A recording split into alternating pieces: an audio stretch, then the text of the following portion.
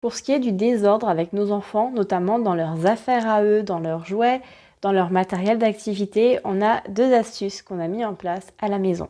Première astuce, comme d'habitude, je m'inspire de la pédagogie Montessori pour ça, c'est-à-dire quand on prend quelque chose, quand on l'utilise, une fois qu'on a terminé, on le remet à sa place. Alors oui, il y a des petits loupés parfois, hein. Ils vont sortir un jeu de société, ils vont jouer, puis ils vont le laisser là. Donc dans ces cas-là, je leur rappelle la règle, quand on utilise quelque chose, on le range avant de sortir autre chose.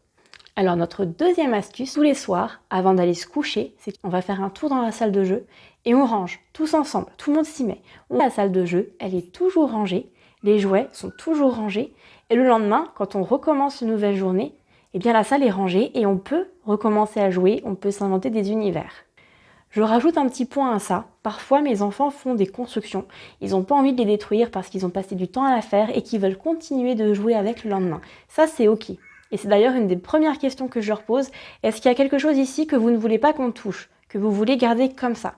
Et ce qu'ils vont nous montrer, on va leur dire OK. Et ça, on le laisse. On n'y touche pas. Ils vont continuer d'y jouer le lendemain. Et ça, c'est OK. Par contre, tout le reste, on va le ranger. Alors, est-ce que toi, tu connaissais ces astuces?